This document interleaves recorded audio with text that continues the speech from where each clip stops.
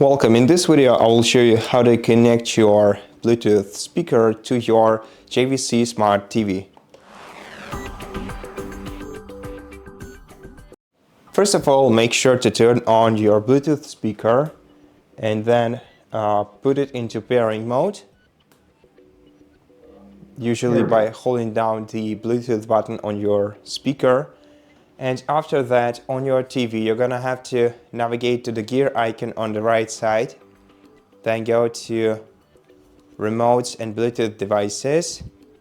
Scroll down to Other Bluetooth Devices. Go to Add Bluetooth Device. Select your Bluetooth speaker in here. Connected.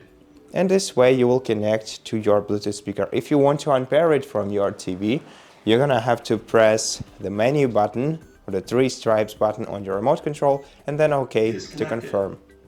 And that's how you do it. Thank you for watching this video. If you liked it, please consider subscribing to our channel, leave us a like and a comment below, and I'll see you in the next one.